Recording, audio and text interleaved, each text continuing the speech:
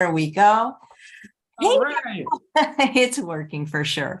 I can see it now. Hey, everyone, and welcome to Chef AJ Live. I'm your host, Chef AJ, and this is where I introduce you to amazing people like you who are doing great things in the world that I think you should know about. Well, today is the second Thursday of the month, which means it's time for Vegan Doc Talk with Dr. Scott Harrington, where he answers questions that have been previously submitted to us by email. And he usually also gives a wonderful little presentation.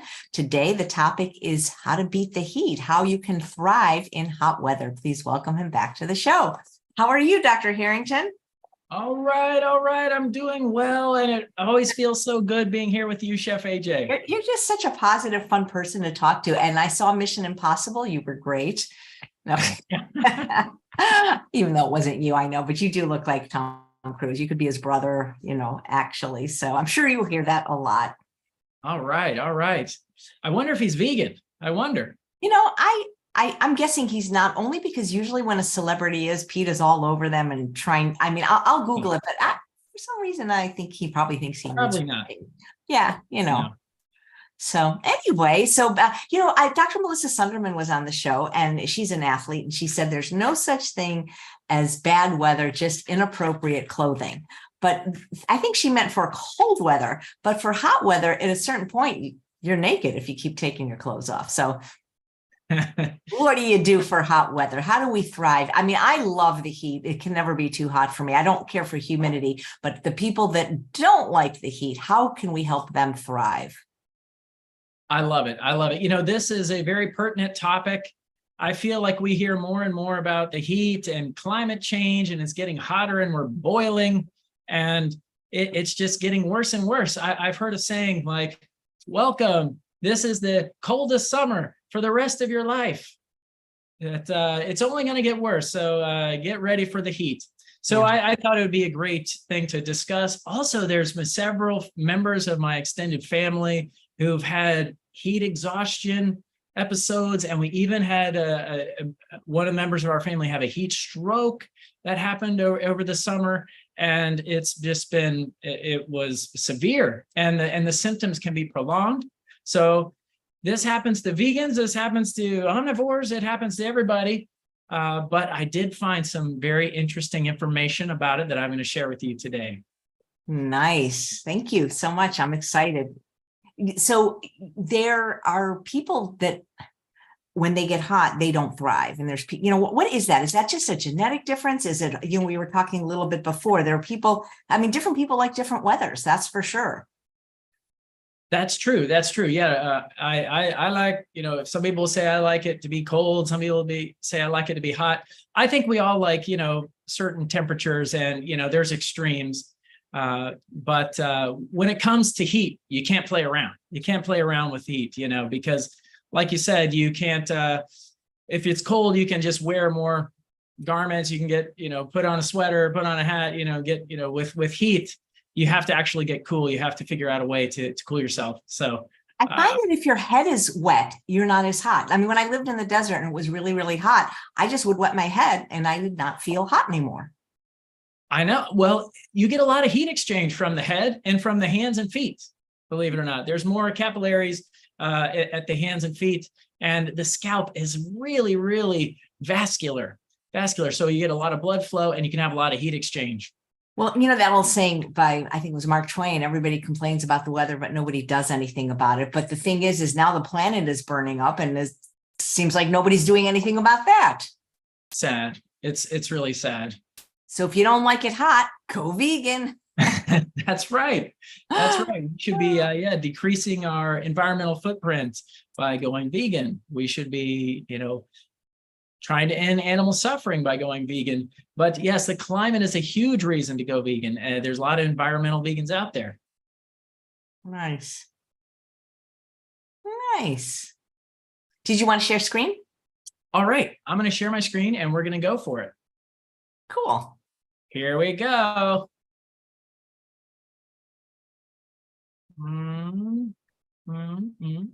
Okay. All right. It's looking like it's working here. I'm going to hit play on it.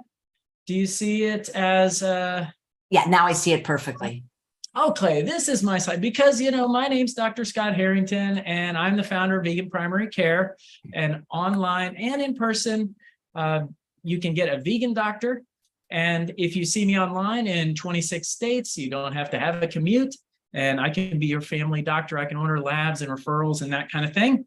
Just a quick introduction about myself. These are the 26 states. Unfortunately, we have lost Wyoming and Oklahoma.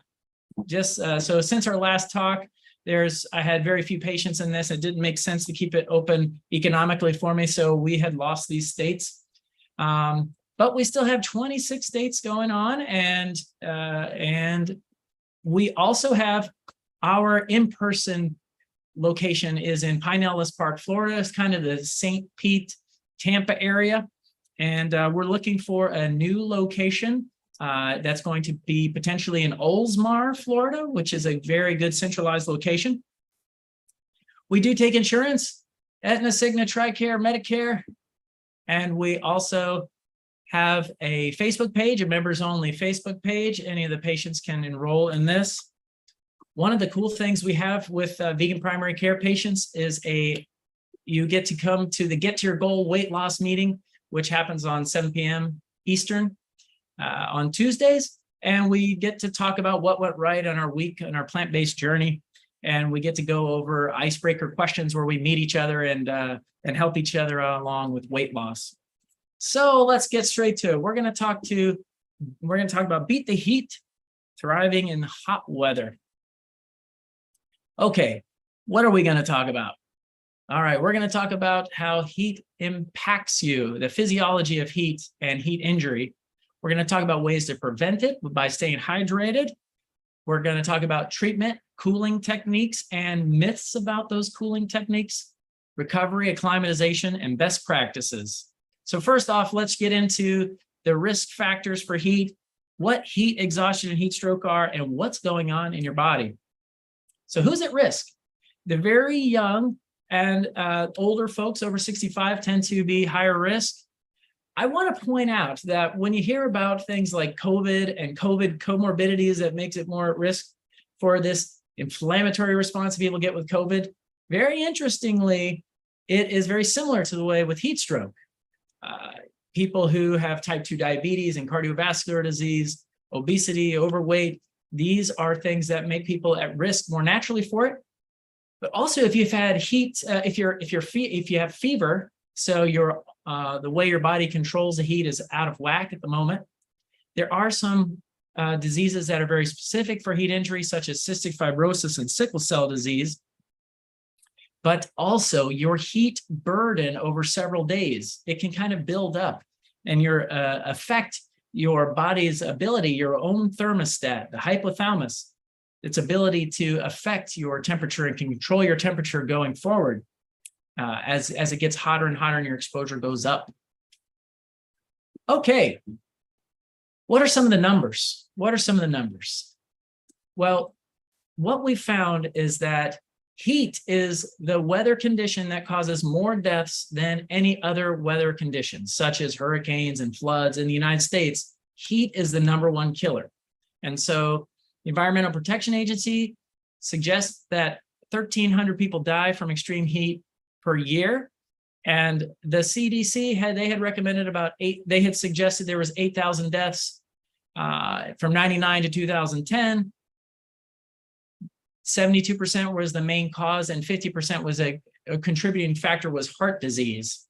So in this group of the CDC, the majority of the patients who died were male over 65, and 35% of them 35% were over 65, and many of them lived in some of these states that claim to be the hottest, such as Arizona, Texas, and California.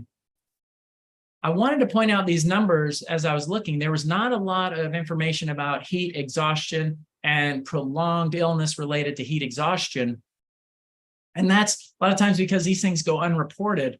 And it just goes to show that we suspect that heat injury and reporting of heat injury and heat stroke is actually much lower than it's reported. Where it's reported a lot is in sports. It's in sports. So I don't know how many of your your subscribers, Chef AJ, are football players, but football is the #1 sports related sport that has heat related death. 4.4 per 1,000 athletic exposures to heat. So like practices and that kind of thing, which is a really high number. And it's 11 times higher than any other sport. So all the other sports combined, actually. So I had to mention that. And that, you think intense activity, wearing the helmets, covering the body, not allowing the heat to escape. Soldiers is a big one. I'm in the military. I'm in the reserves. Heat injury is a big deal in the military. We're always looking for ways to try to prevent it. The non-fatal incidence of heat injury is not known. Potentially, these are 100% preventable deaths. And so that we need to all be thinking about this and how to prevent heat injuries. And it's unknown why some people tolerate higher temperatures without injury. Like people on the Tour de France and everything, they did studies where they put capsules to monitor people's internal temperature. And they saw that people got very hot. These athletes got very hot. And it was hard to predict who would get a heat injury, even when their heat temperature was all the way up to 104, which is where the definition of heat stroke comes in. So very interesting topic. So what is heat exhaustion versus heat stroke? Well, with heat stroke, you think about something that's happening to the brain. And so the heat exhaustion are things that lead up to these mental type concerns. So we're talking about dizziness, heavily sweating, feeling super tired, exhausted, weakness. Your body is telling you, hey, you're too hot. You got to stop. You got to stop. And we have to listen to our body. So this is key. In terms of heat stroke, there's actually a term in medicine called encephalopathy.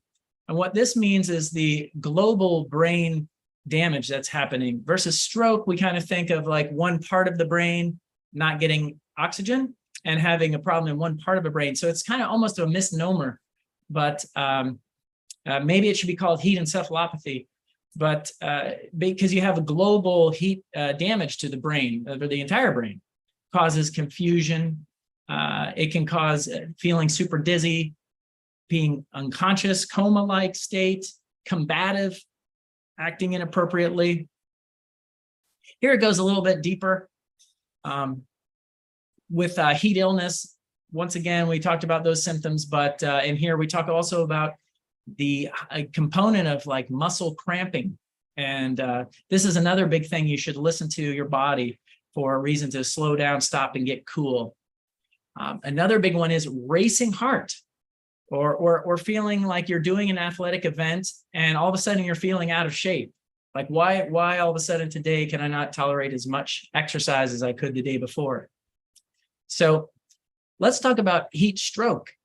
Heat stroke, it's the core temperature of 104 or more, plus the mental status symptoms of confusion, inappropriate behavior, being almost like drunk, where it's hard to walk around. They call it ataxia.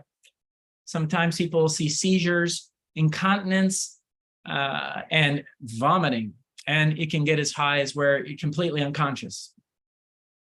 Okay, so we've probably all heard those kind of things, but let's learn about what leads to the shock that happens in heat stroke. How does heat stroke happen? Well, you start with the heart has to beat faster to push the blood to your skin to radiate the heat. So what I'm showing you is this little divergent pathway.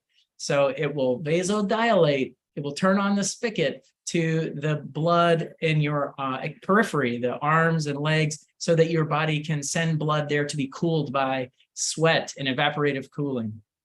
And then it also turns down the blood flow to the viscera, the internal organs.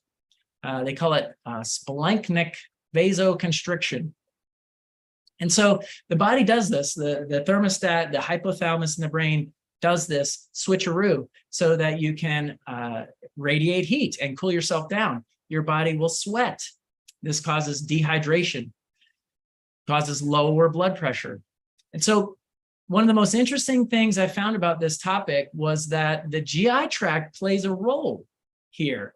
As the GI tract is getting less and less blood flow, it's becoming a little bit more permeable, a little bit leaky gut type syndrome that can happen, where bacteria from the gut can start to come into the bloodstream, or particles of bacteria can start to be leaked into the bloodstream, and it causes a robust inflammatory response. And so this is actually a part of heat stroke. Who knew? GI stuff and the gut is coming into play in more things than I ever imagined. So you can have bacterial toxins that come through.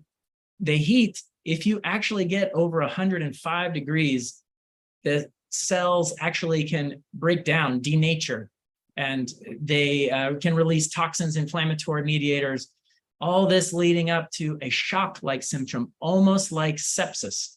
And you can see how this kind of is a spiral. So very interesting. So this paper here, interactions of gut microbiota and endotoxins, immune function, and exertional heat stroke.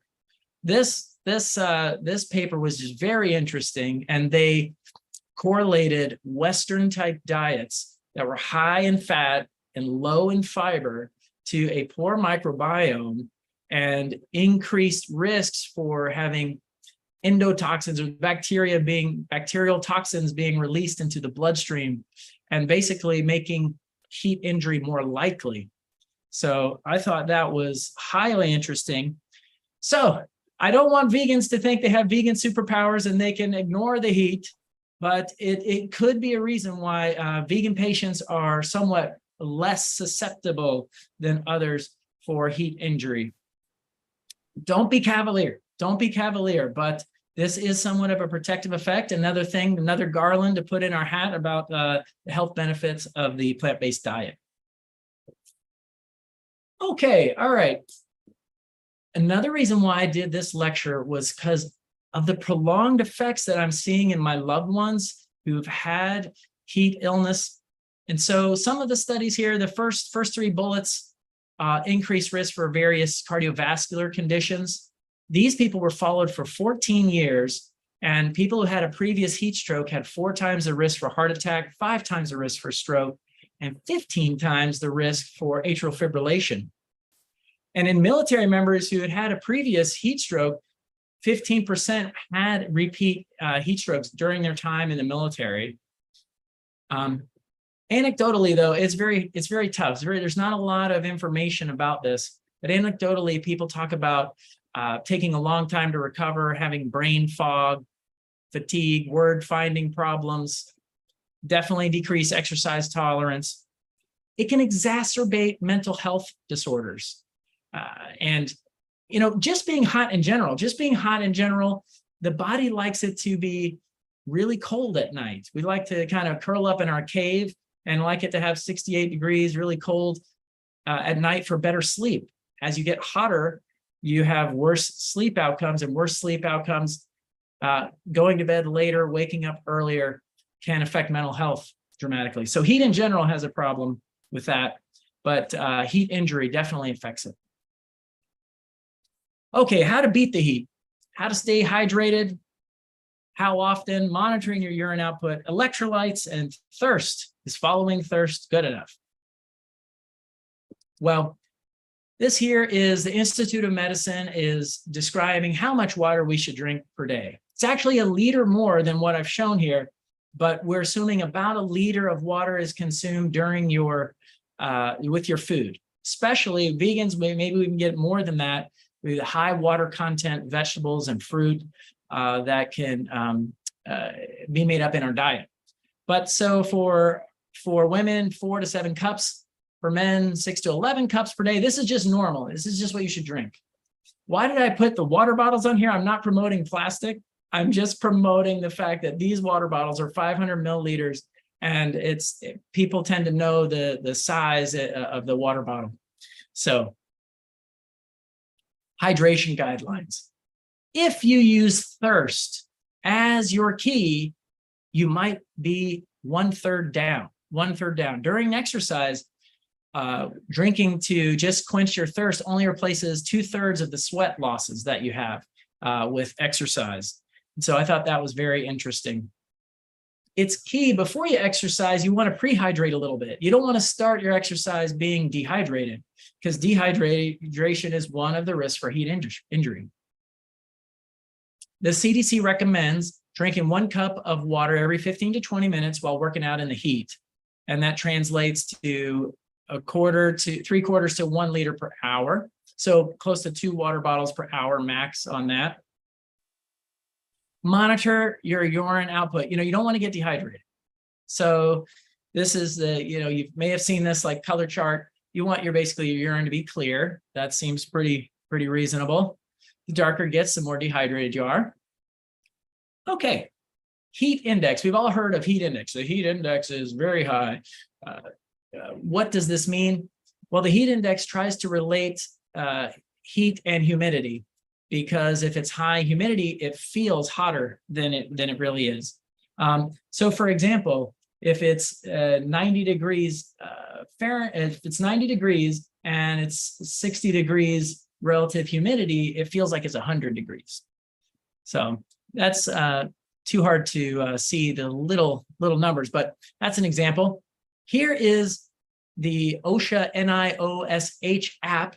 This is a free app that will pull up the local temperature and provide you with the heat index. It's free. It's the heat safety tool. This is what it looks like.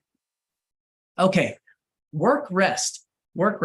So there are a lot of work rest cycle information out there, and the one I adapted this from was from the U.S. Army, because I am in the U.S. Army soldier, and I think this is a great reference. But the Army uses something called the wet bulb.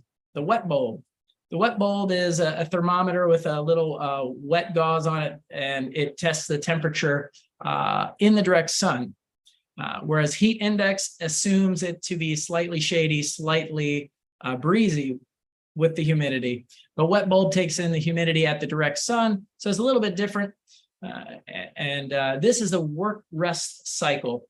So what you can see is, as work goes up, easy work, moderate work, you have to rest. You have to rest. And the hotter it is, the more you have to rest. So for example, if the wet bulb shows that it's 85 degrees Fahrenheit and you're doing hard work, you can do your hard work, and then you have to have for 30 minutes and have 30 minutes rest. And that's if you're doing very hard work, such as hiking with a load of 40 pounds or doing prolonged exercise.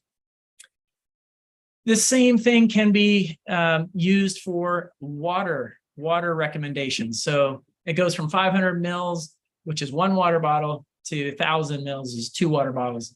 So more work, more heat, more water. So can you get too much water? Yes, you can actually get too much water. Sometimes this happens to my patients if they're trying to force water, if they have a UTI and they're drinking a lot. Or honestly, my patients who are just starting with diabetes, they don't know it, and they're drinking too much and losing too much urine, that you can actually lower your body's sodium by drinking too much. So try to use the 3 water bottle number as a max per hour. Max per hour. Do that, and you can avoid this hyponatremia. Okay, what about sports drinks? So, it can get expensive to do these sports drinks all the time. And these sports, the like powders and the sports tablets. So the goal for sports drinks with the electrolytes is to help you avoid cramping from lost electrolytes during your exercise. But if you're only exercising less than an hour, you don't necessarily need to replenish your electrolytes. There's only going to be so much loss. So just stick to water. It's cheaper and easier to obtain if you're less than an hour of exercise. And then just do simple, normal eating. You can maintain your electrolytes and replenish those. But if you're going on long runs, activities where you're going to be sweating, having a lot of losses throughout the day, you should include a sports drink. Now, sports drinks are going to be a little too sweet and have more carbs than they need. So you can water them down a little bit, maybe halfway for a Gatorade, but it will contain some of those electrolytes for you to help replenish it. You've all seen, maybe if you've had a dry environment, you've had a lot of sweating, you can actually see the salt from your sweat caking on the clothes. So that's what you're trying to replenish. Therapeutic cooling. Let's get into cooling. This is where the myths come in. This is where the myths come in. And the myth stops here. Basically, cooling, the way you cool someone is the quickest way you can. The quickest way you can. If you imagine the old public service announcement, this is your brain on drugs. As the proteins denature, they actually change. And so you want to actually prevent proteins from being denatured or damaged from heat. So the way you do this is you cool them down as quickly as possible. You don't fool around. And the quickest way to do this is an ice water immersion bath.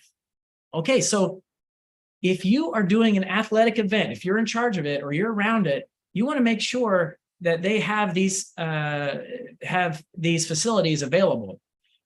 And this is starting to become standard now at marathons and at track and field events and this kind of thing, football events where they have these available, tubs full of ice, ready and waiting. So what happens if you're starting to experience symptoms? Move to the shade,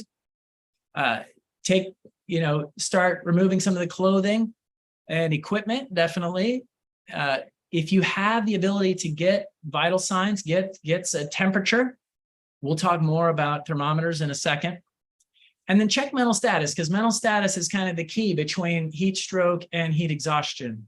So if you're experiencing weakness, dizziness, nausea, maybe even feelings of like you have to vomit, that could be heat exhaustion. If you're confused, if people are saying that you are combative or not following commands, then that could be heat stroke. So for heat stroke, what you want to do is you want to immerse them in ice water. And for heat exhaustion, and a lot of times if you are not prepared for this and you can't cool, that is the preferred thing, is to cool rapidly. But if you're not prepared, you don't have ice and things, so what can you do?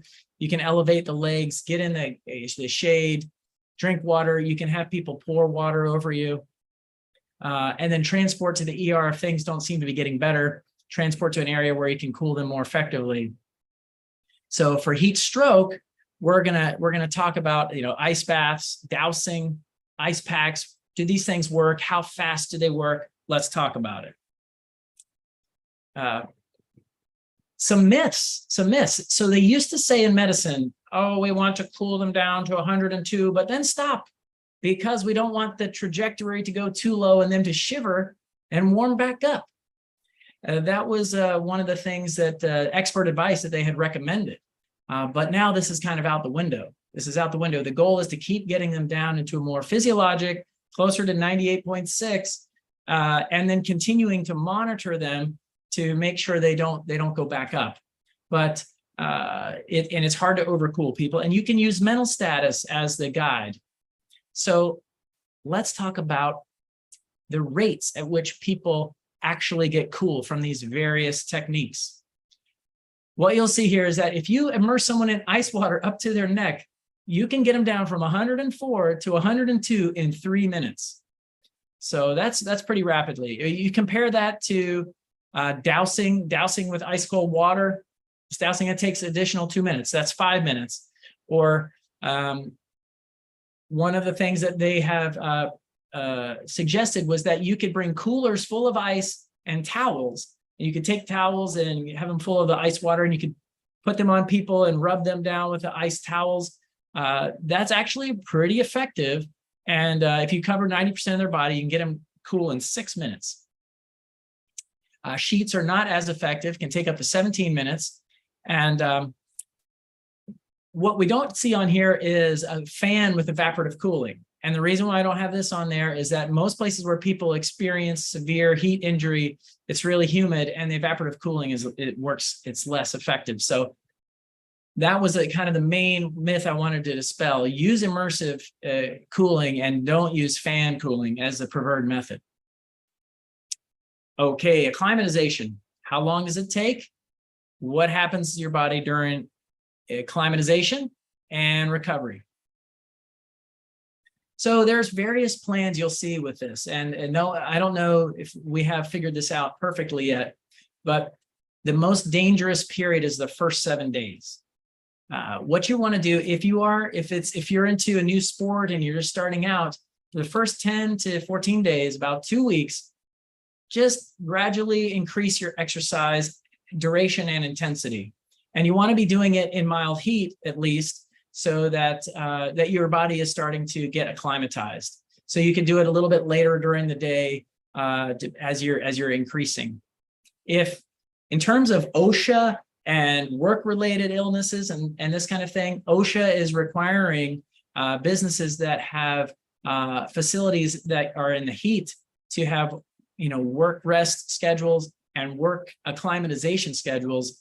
And it's pretty mild here. It's just 1/4 or 1/5 per day extra. So 20% exposure of the work and heat on day 1, and then 40% on day 2, 60%, and so on.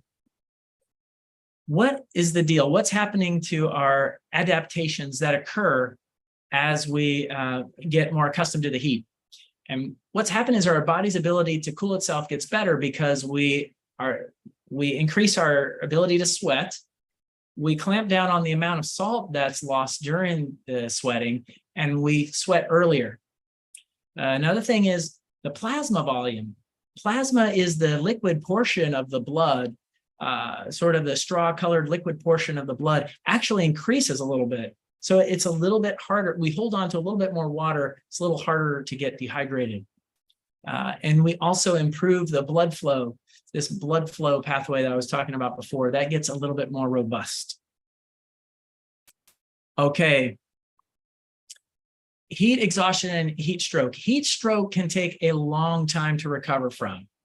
And people can have permanent changes in personality. They can have prolonged time to recovery and word finding, and very similar to an encephalopathy or an actual stroke, where they're different. They've had actual organ damage. Where heat exhaustion, it is not permanent damage in general.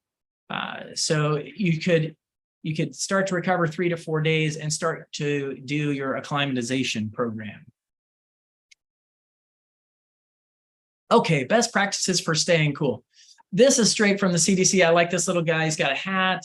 He's wearing some loose clothes, although I would recommend kind of wearing some loose long sleeve clothing to protect from the sun, as long as it's very loose and breathable. I think I've seen people wear even the balaclavas and stuff like that for avoiding sun exposure. It can get, interestingly, sunscreen doesn't necessarily prevent you from having heat injury, but it protects your skin from sunburn. And then having disrupted skin makes you more prone to heat injury. So let's see if I got everything. I think I got everything there. The other one here is drink an electrolyte solution like sports drinks if you're doing exercise longer than 60 minutes. Okay, we're almost done here. Let's talk about thermometers. For thermometers, the key for heat stroke diagnosis is 104 with mental symptoms of a rectal temperature, a core temperature. Not many people are doing rectal temperatures normally right now, and no one's volunteering for it in general. But if you think about all the different types of thermometers, you've got the new point and shoot, the infrared thermometers, non-contact. These are great because you could, you're not getting exposed to people who have COVID. You're just clicking. They work great in healthcare institutions for mass screening and this kind of thing, and they're quick. In terms of the accuracy, though, they leave a little bit to be desired. And so rectal temperature is best in terms of accuracy, then goes to the ear, the auricular temperature, then oral, and then the point and click infrared. And so let's talk about that. The way that the accuracy starts to break down is that at the higher temperatures, at the extremes of these temperatures, it gets less and less accurate. And so if you find that someone has a heat injury and you check their temperature and it's not very high, maybe it's 101, you want to assume the worst, assume that it's very high, and you want to treat. And that's because accuracy starts to break down. So they say that it has a very good specificity. If it shows that it's high, believe it's high. But if it shows that it's low, you could be dealing with a false negative, especially at those higher temperatures. Okay, overview. Hey, beat the heat. Stay hydrated. Pre-hydrate if you're going to do some event. We want to have a work rest plan. Think about it ahead of time. If you know that you're going to be in the heat and you can't avoid it, make sure you have a work rest time, dress appropriately. Listen to your body. This is serious. Don't try to gut it out. Don't assume that all of a sudden you just have, you're just out of shape. It's not that you're out of shape, is that you're having a heat injury. Assume a higher temperature on these more peripheral temperature probes and oral, auricular, and the infrared temperature. Assume it's higher than what it says. And start cooling early with immersive cooling. You want to wet yourself with ice water, if possible, ice cold shower, running water, cold running water from the hose outside of the heat, and make a plan for recovery. Know that what you've been through is going to affect you, and give yourself time. All right, so I'm Dr. Harrington. Once again, these are the insurances that I use. This is Vegan Primary Care's members only Facebook site. We have that for our members. We're in 26 states, and our in-person locations of Pinellas Park, Florida. And that's me, Dr. Harrington. Thank you so much for listening, and I'm ready to answer your questions. All right. Thank you, Dr. Harrington. Very, very informative. There's lots of questions, so let's get through as many as we can. And guys, so sorry we can't take questions from the chat, but if you send them in to us, when we send our weekly email, you just tell us which doctor they're for. All right, let's get to this one. Oh gosh, they're so long. We're going to be putting something in the email that's saying if it's more than 2 sentences, you have to redo this. It's just, they need an appointment, but okay, I'll read them fast when they're long. This is from, if they're anonymous, tell us at the beginning, not at the end. And this, so I can say the name, Carol. I'm 57-year-old female, been whole food plant-based 10 years. 2 years ago, I started having sneezing and allergy symptoms. When I was eating a SAD diet, I had seasonal allergies, but they went away when I changed my diet and suddenly came back 2 years ago. I'm not positive, but the sneezing could have started after I had COVID. Any ideas on what I should test for or try to do to resolve this? She's a sneezer. All right. Well, so we assume that it's allergies, I'm not assuming that COVID did some special damage to your nose, although people talk about sometimes people talk about that. Definitely if you have a new allergy and it's not tolerable, like you're being annoyed and it's getting worse and worse and more frequent, I would recommend seeing an allergist. They do the little pinprick testing. It's a pretty easy test to get done. And they can tell you exactly what you're allergic to. And, always treat the cause, right? Treat the cause. So they're the most equipped to kind of tell you exactly what you're allergic to, and you can try to do trigger avoidance. So, but that Dr. Harrington's excited about nasal washes. And there's these squirt bottles where you can basically get your nose wet and let it drain out. Do that on both sides, kind of like a neti pot. You've seen these things. What you're doing there is you're literally washing away the triggers, And I'm talking like breakfast, lunch, and dinner. Just doing the wash and letting it run out, you get a little seepage from inside out that washes you from the inside out. It's way underrated, and we need to be doing these nasal washes more than we think. Now, you think 3 times a day, really? Well, yeah, if you go outside, you come back in. I joke around that, that anytime I sneeze, I'm like, uh-oh, I've been exposed to something that's a potential pathogen. And so I'll go rinse my nose. So I'm a nose rinser. So the problem is, though, you have to wash the bottle every time and boil the water. They don't make it easy. I know. So that is the problem. There is a potential concern for, like with tap water could have it could have chlorine in it. And then, there's also this scary amoeba thing they talk about where 1 in a million people will get this amoeba, brain-eating amoeba thing. I am a little bit more practical of that. And I sometimes am not using, 100% saline and this kind of thing. But yeah, the idea is to, if it's beneficial, you can use it several times a day, not to get too aggressive. I'm not talking about where you have to pour it in the nose and it comes out the other side. I'm just talking about, percolating a little water in the nose that can help to rinse it. And this is a way to do it without medicine. Now, if you want to not go to the allergist, not figure out the trigger, and you want to use medicine, there's antihistamines like Allegra, Claritin, or Zyrtec, and then there's nasal steroids. But gosh, let's try to stay away from medicines if we can. So you like those little, you know what, Neil MD, that little plastic bottle? Is that what, Yes. you put the little thing in it? That's what. Yes, Neil Med MD nasal squirt bottle. That thing, it will like blow your face off. It's really works and it's really cheap. No, I've done it. It's just that I get out of the habit because it's like, oh, now I got to wash it. Now I got to boil the water. That's the reason. Because they say like, do not use, sink water or even. I know. I worry about, the gold standard would be to use, distilled water, then use the bags, and that would be distilled and completely, but it's not a sterile environment in the nose. There's lots of bacteria and that kind of thing. So can you use distilled water instead of boiling water and letting it cool? Well, yeah, you could use distilled because it's been nice. But you still have to wash the little bottle after every use, I think. You could probably just dry it out, and as long as it's dry, Okay. I'm kind of not very germophobic necessarily. I'm not saying you are, but I think that might be overkill and delay you and stop you from doing the technique. Or just get multiple bottles and then. Okay. Thank you. This question's from Kathy. She says, she's a 63-year-old SOS-free vegan and very lean. She started to develop red blotches on her arms and legs.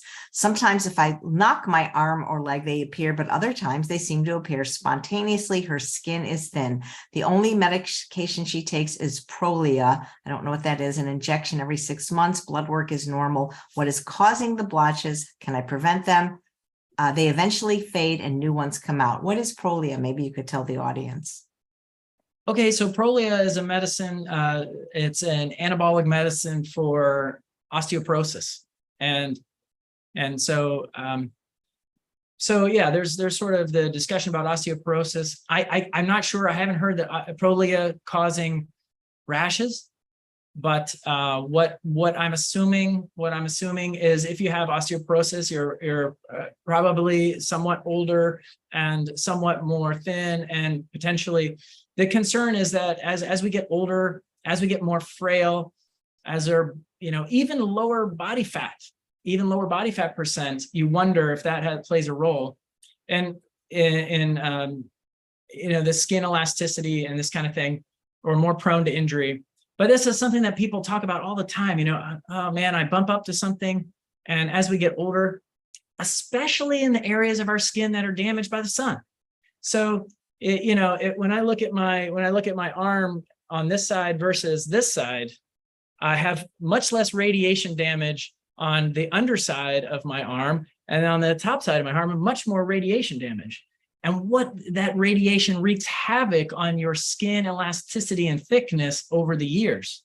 So the skin integrity is probably damaged from age in the sun. And so you are in sort of a preventative mode. You're trying to avoid getting bumped, cuts and stuff like that. So it's wearing long sleeves and this kind of thing. So I'm not sure about it. It sounds like you might have a specific rash type illness. And with this, I'd like to see pictures and try to check it out. If you were my patient, you could send over a picture and we'd look at it, or show me online, and that might help. Okay, thank you. I know that Dr. McDougall doesn't recommend Prolia or any of those osteoporosis drugs. Yeah, so that can be somewhat of a minefield, but one of the problems is there's primary prevention and then there's secondary prevention. So I kind of am on the fence of, in primary prevention, if someone's not had a fracture before, then I'm a little bit less, my recommendation is a little looser in regarding to these like bone building, anabolic type, Fosamax and which is to try to avoid loss of bone. But when someone has had, some of my patients who are relatively more frail, have been underweight for a long time, and they have had multiple fractures. This has not gone from primary prevention. It's gone to secondary prevention, and this could end their life if they break a hip. And so, some of my patients are in this scenario where it's almost like we've got to try to do everything we can, modern medicine, to try to help. So, there's kind of, it's a spectrum. Got it. Thank you. Next question is from Victoria. For 3 decades, I was a vegetarian. And then about 3 years ago, I began eliminating dairy, eggs, and oil too. This year at 76, I had my first fracture, my wrist. My family blames it on the way I'm eating now and thinks I need to take calcium supplements and drink milk, both of which I will not do. Even the direction from the orthopedic office was to take a calcium supplement. Now I'm starting to second guess myself about my bones. I'd appreciate Dr. Harrington's thoughts on the subject. Okay, so first things first is the idea of, is this a pathologic fracture or a kind of a normal, reasonable fracture? And if you fall and you break a wrist, that's one thing, because you have a reasonable mechanism for it happening. If you have what they call the pathologic fractures, or I was just walking down the street and my hip broke or my spine broke, that is, definitely want to be more aggressive with these pathologic fractures. In terms of, one of the risks is, as vegans, we tend to be lower weight. And, it's one of those things, you can't have it all sometimes, people who are overweight have more stress on their bones, and their bones have higher bone density because of the necessity for that. So, one of the things, as your BMI gets lower and lower and lower and lower, the bones take a hit as well a little bit. And so if someone is worried about building bone, I actually recommend, if they're under BMI 20, to try to get into the 20 to 22 BMI range, because you want to be a little bit anabolic. You want to be building a little bit if you're trying to build your bones. So that's one thing. The other thing is the idea of how much calcium, how much vitamin D. So I used to say it's like a three-legged stool, three-legged stool. You used to say, we'd say calcium, vitamin D, and exercise. But I like to flip it around. I like to say exercise, vitamin D, and calcium. But I don't want people over supplementing with calcium, because they have found associated problems in the Nurses' Health study with heart attacks and people taking over 2,000 milligrams of calcium. And so there is, based on various studies, they say 1,000 to 1,200 is what you need if you have osteoporosis. But then, you see various studies that study between 700 and 800.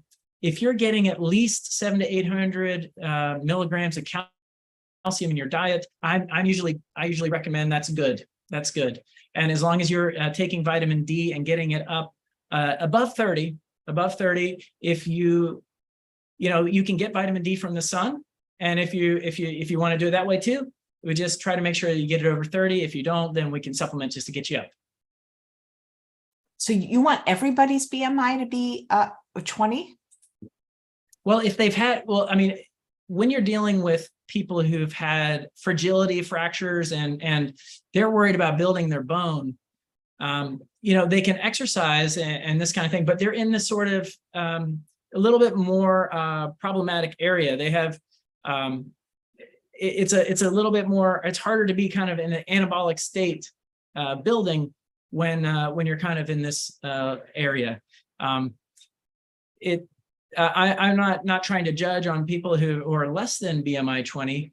It just kind of makes sense that if you're kind of going in and out, up and down around this area, let's say you get sick, let's say you wind up in the hospital, let's say you have a time where you can't eat for whatever reason, you're already kind of on this edge that you can go farther into almost like an anorexic type range.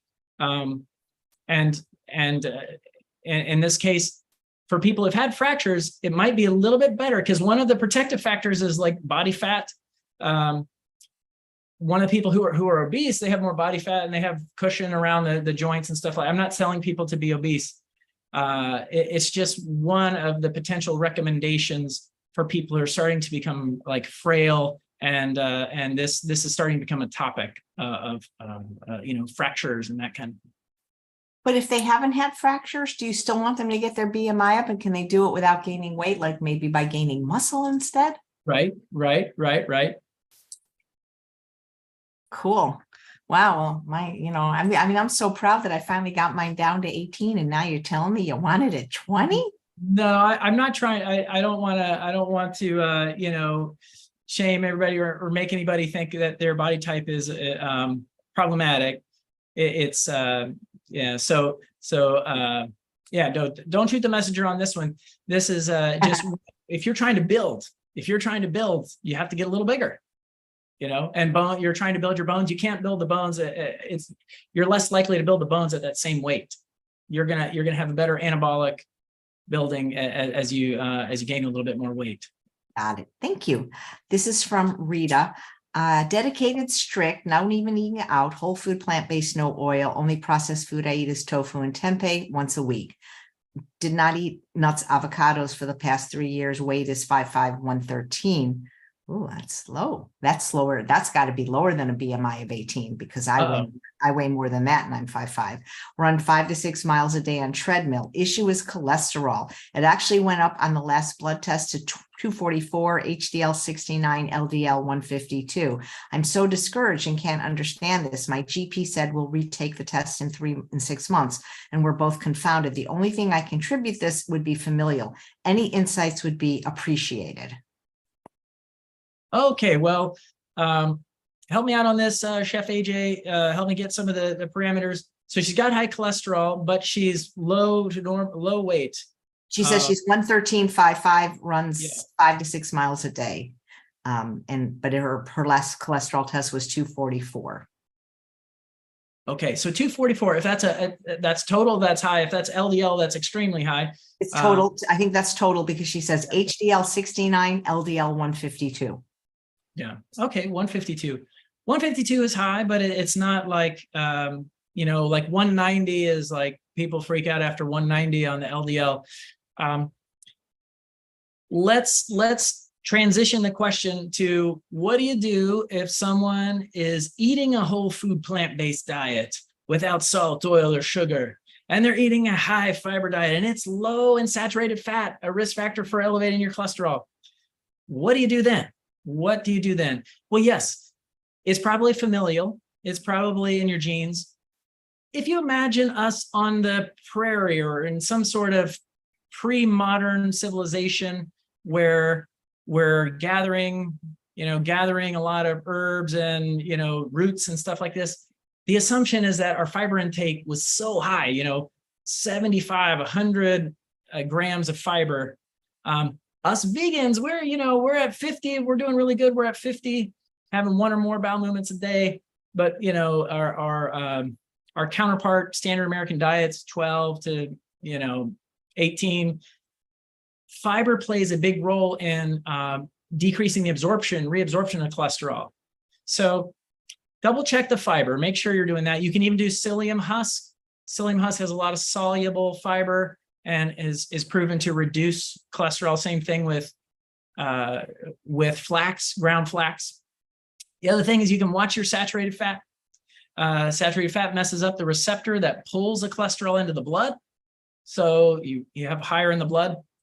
But let's say that you are doing this. You're eating a great diet. What do you do now? There are supplements. There are things you can try. And there's things like amla powder, which works on absorption. There's things like berberine that work on production from the liver. Those are the two sides. There's something called a portfolio diet. The portfolio diet where you're having various grains and high soluble fibers, beans. Also, they even do a small serving of nuts in the portfolio diet. It's not necessarily required. But so you can make sure you're getting a lot of those components. There's other supplements called plant sterols, and that's another thing.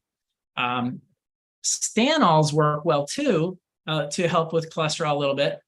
But unfortunately, I haven't found a plant stanols, plant stanols product that wasn't vegan. I mean, that I haven't found a vegan plant sterol product because they all have milk chocolate in it, these chews.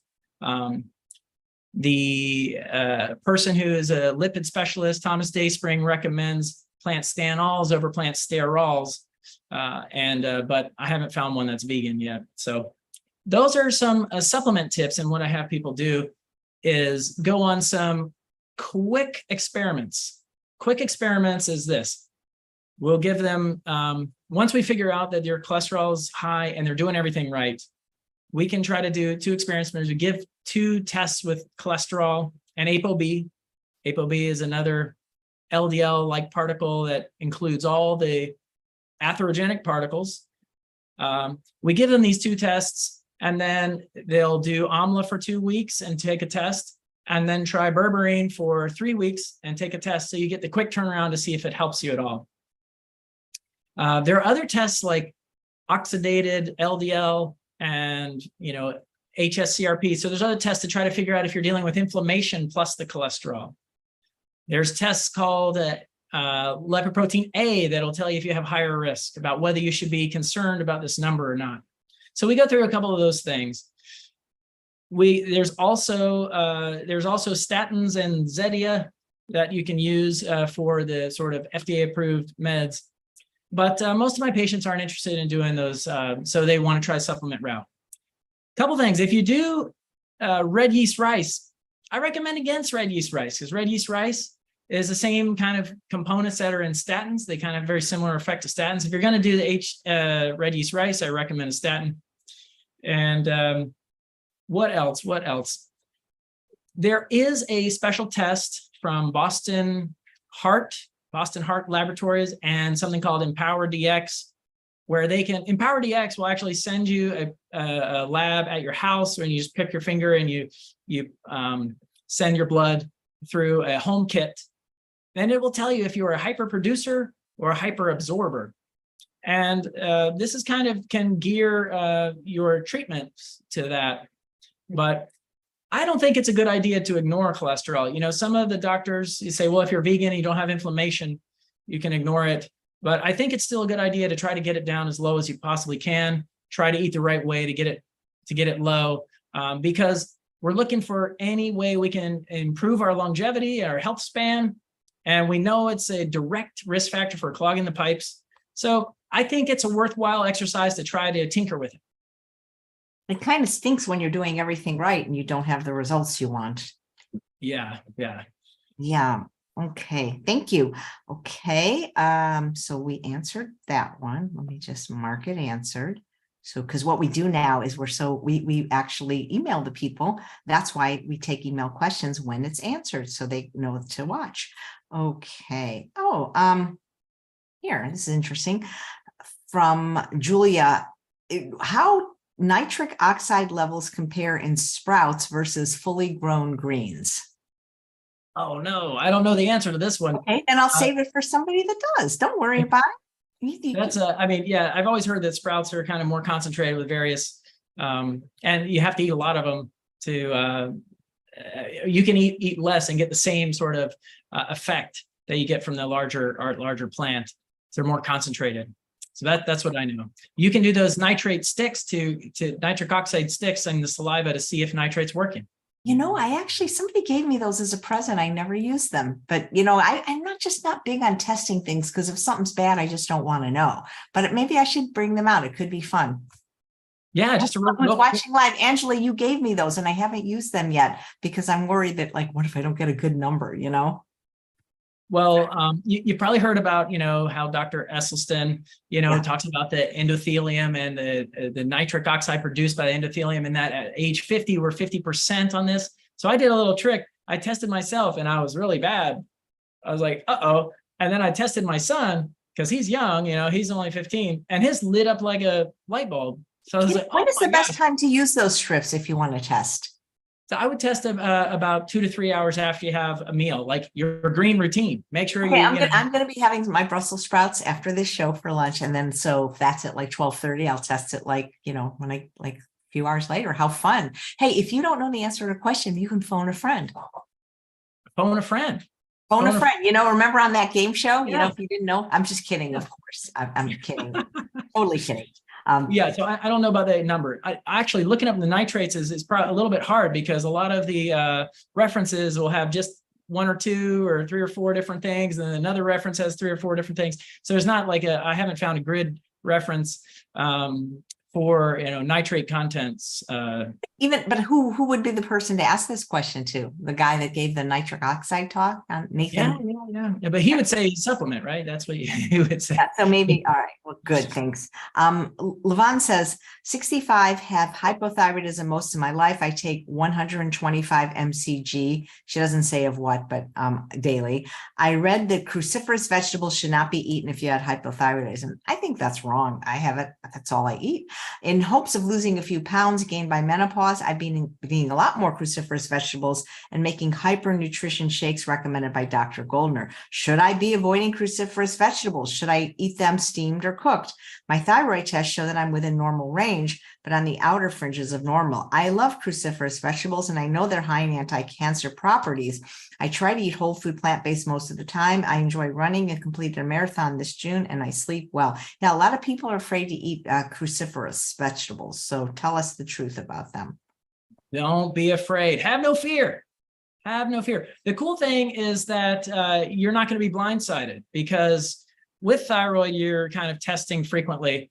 And if you have even a concern, you could simply redo the test. But you don't have to worry. You don't have to worry. This is a mild effect. And, and there may be a slight concern with, maybe endogenous production, maybe it could potentially have an effect on your thyroid production, but you don't have to worry about that. You are actually taking thyroid hormone. So that's you also wonder sort of like with iodine for that reason. Iodine, we try to use iodine to make sure that our thyroid has adequate building blocks to produce it. I'm sure, iodine probably does something else in our body, but the main thing we're worried about is the thyroid. So, but if people are supplementing with thyroid, they can be a little less, on it with the iodine. I recommend people eat like sea vegetables a couple times a week and that sort of thing to make sure they're getting whole food iodine and we're not having to have to use salt. But yeah, so for cruciferous and that kind of thing, you're taking the thyroid, which is preformed, so you don't have to worry about it. Great, thanks. This is from Carol, a different Carol than the first Carol. I've been a vegetarian and plant-based eater for many years for health reasons, higher cholesterol, and family history of coronary issues. My current family doctor wants me to include more protein in the form of clean animal products, grass-fed and wild fish, and oils, extra virgin olive oil, avocado in my diet. My D3 is very low and my glucose is elevated. My cholesterol is good, but I'm also taking a statin. Your thoughts? I don't know how eating animals are going to help her, but okay. Can we boil down to the question to what do we do with if you have a doctor who's pushing protein and oil? I think that's a great question for everybody. But she says her D3 is very low and her glucose is elevated. I don't see how eating animals are going to help her D3. Do you? No. We talked about D3 already. I recommend at least D3 over 30. That's vitamin D insufficiency starts at 30, deficiency under 20. So you can get your sun or you can supplement. I recommend 2,000 if you're not getting much sun, or 5,000 if you're low already and you're already getting sun and you're already supplementing, move up to 5,000. So international units for vitamin D. It's not a requirement to supplement if you're getting decent sun, but you can test that. So that's that. In terms of the glucose being a little high, that's, concern for diabetes and usually a concern for making sure your body fat percent is much lower and losing weight. I can't remember Chef AJ if she said that she was overweight or not, But say, she does not say in this. But Nope. in general, yeah, you want to try to lose weight to get into normal BMI. And the best way to do that, and most sustainable way to do that, is with a whole food plant-based diet. And so, yeah, what do you do if you have a doctor who is, pushing this? Well, the doctor can't see what you're eating at home. They look at your labs and they look at that, so you can discuss it with them. But they can't force you to do anything. And you can recommend that, oh my gosh, you can give them references, you can give them books, and you can recommend the movies and stuff like Forks Over Knives, Game Changers. These are great things that help to turn people, to help them see the light about the plant-based diet. So the key is, a good doctor shouldn't be pushy. They shouldn't be. They should honor your wishes and your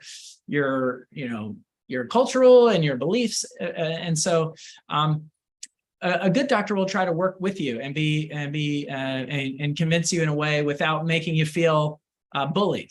Basically, I have a saying in my practice that you're the king or you're the queen, and I'm the king or queen's advisor. And what I mean by that, you're driving the train. Your body's your temple, and I'm here to be your advisor. It doesn't mean that you have to do everything I say, and you wouldn't lose me if you disagree. If we have a disagreement, I'm still here to help move the needle along, and get you to be healthy as you can. And that's I think that's how, as times are changing, we've got a paternalistic sort of element to medicine, where do as I say because I know everything, to more of a cooperative. You can search up, some AI thing, and you can be about as smart as anybody else pretty quickly on any subject. And so now the doctor is more of like the coach and the interpreter and the and the guide, as opposed to the striking down the hammer and you do what I say, or what I say, or the highway kind of thing. I looked her up and she does not appear overweight. Okay. All right. Yeah. So you're going to get way more protein than you need just doing a plant-based diet. Spinach is something like 40% protein. Think about the animals, where does an elephant get its protein? Where does a gorilla get its protein? So you're going to get plenty of protein. Too much protein, it can be problematic, especially animal protein can raise blood pressure, that kind of thing. Increased animal protein causes kidney stones. We know it has an effect on the causing potential insulin resistance, diabetes, that kind of thing. TMAO, increasing vascular inflammation, toxins stored in the meat, lots of things, lots of potential badness there. And she said something about her glucose being high too. So sometimes even if you're a normal weight, you can start to become diabetic. So for my patients in this, we kind of test to see if they're insulin resistant or not. If they're starting to turn into more of like a type 1.5, where their pancreas isn't producing enough, we can do things like wear the glucose monitors and things, the continuous glucose monitors, and watch your blood sugar throughout the day. You learn tips and tricks on how to keep it low. How beans and greens can make the spike really low versus foods that are high glycemic index, or carbs that are on the low on the whole grain hierarchy, as per way Brenda Davis puts it. The more processed the carb, the more it's going to spike. So don't be scared of carbs, just be scared of processed carbs. One thing you'll find is that using these things, using continuous glucose monitors, you'll see that if you eat and then you do a little walk outside or something, it can make your blood sugar go low, normalized. And that when you eat at night, oh man, it stays up really long at night. It's funny because people in the chat were saying the doctor that's pushing, animal products, the person needs to get a new doctor, and you could be their doctor if she lives in one of the 26 states that you mentioned. That's true. That's true. That would be wonderful. I would love to be your doctor. Thank you.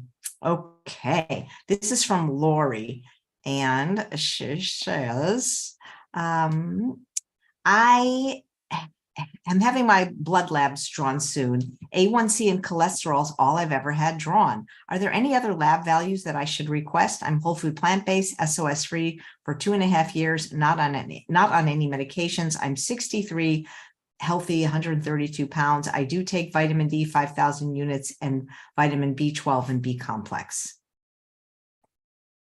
Yeah, we did a labs lecture, so that's kind of cool. You could go back and this is the first time live where I can say, like Dr. Greger, go look at my video. First time, never been able to say that before, so that's really good. So, but a typical lab panel might be a little bit more robust. It might include a comprehensive metabolic panel. I can't remember, she mentioned the cholesterol. One cholesterol that's kind of up and coming is something called ApoB. Go ahead. Oh, I'm sorry. There was another email that says she's lost 80 pounds to weigh 130 and reversed her high blood pressure, high cholesterol. I'm sure she must have had labs for those at some point, wouldn't you think? A1C went from 6.5 to 5.4. You know, she's also asking, besides the obvious disease reversals, what also has her body done internally at the cellular level? One of the most amazing things that happens to your body on a cellular level is the defatting the cupboard. You get visceral fat, you get fat stored in the abdomen, and this is very inflammatory and causes metabolic syndrome, and inflammatory markers, HSCRP goes up. So, so many good changes have occurred. And, but in terms of the labs, honestly, labs are not, they don't do as much as we think they do. In terms of prevention labs don't have a lot of evidence, just being honest. And so a lot of times we use labs to follow symptoms for things and use them as in our Sherlock Holmes toolbox to try to figure out and make diagnoses. But in terms of prevention and screening, they kind of fall short a little bit. But you know, a typical panel would include a complete blood count to check for anemia, plus maybe a ferritin, which is your iron stores. Potentially, you could try that if that was a problem. Fatigue or heavy periods, you might want to check that. Comprehensive metabolic panel will have liver and kidney tests, so that's good. You mentioned A1C. That's a great test, great 90-day average blood sugar. Thyroid, people typically screen for thyroid about once a year or once every other year. And then you said that you were taking B12 and vitamin D. Those are things that you can test to make sure that you're absorbing what the supplement. And those are the major ones. Great, thanks. One more question, and yeah, we'll have your. Oh, actually, I was going to say you could have your lunch, but you're 3 hours later. You can go test your nitric oxide and do your nasal flush or whatever it is you do. That's right. That's right. I've got them backed up. I'm going to do that right away. Michelle says, I just received my blood work and my total bilirubin was elevated at 1.2. Bilirubin direct looks like 0.43. I would like clarification on this. I have tended to always have a high bilirubin and was told at one time it was a genetic disorder called Gilbert's syndrome. Could you give me any insights on this syndrome and the possible issues with it? I'm also anemic, iron is 34, but I seem to never get the proper answer as to what type of anemia I have and if these issues are related. I have a low white blood count at 2.9, which I tend to run low WBC historically. I'm whole food plant-based, generally no oil, but do consume nuts and seeds, off meat since 1991, total vegan, whole food plant-based over 3 years ago. Okay. One of the things that I see a lot of, I see a lot of people with low white counts. And then I make sure that they don't have low B12. And as long as they don't have low B12, I would assume that, and I do a quick review of their diet and I make sure that it's clean. The diet's clean. Then I assume what's happening with the low white count is that you have low antioxidant, you have high antioxidants in your diet and low amount of inflammatory foods that you're eating, and that you just live at a low white count. And so you can let that one go if you have normal B12 and you're kind of meeting that demographic. The other thing is if you have a significant amount of exercise in your life, that can also kind of lower it a little bit as well. The other thing is if you develop problematic infections like thrush, where nobody really should be getting thrush on the routine, or frequent infections, and your white cells are not going up. So your immune system, you're sort of immunocompromised. That is a sign that then we should worry about something. But otherwise, if all else is normal, that is a normal vegan response. And so in terms of the Gilbert syndrome, I have an assumption that, there's a certain percentage of people who have Gilbert syndrome where they have some increased bili, and it's usually just very mildly elevated, and it's of no real clinical consequence. And so I'm just trying to remember here if it's people buildup of unconjugated. So yeah, I believe that's the indirect. I called it Gilbert. See, I'm not a doctor. Gilbert, it's French. It sounds French. Yeah. So that it sounds like it might be what's a genetic disorder, I believe, that where your body converts the indirect to direct at a lower rate or something like this. But it is not very clinically significant for the most part. And I assume she's not had any problems with this throughout her life.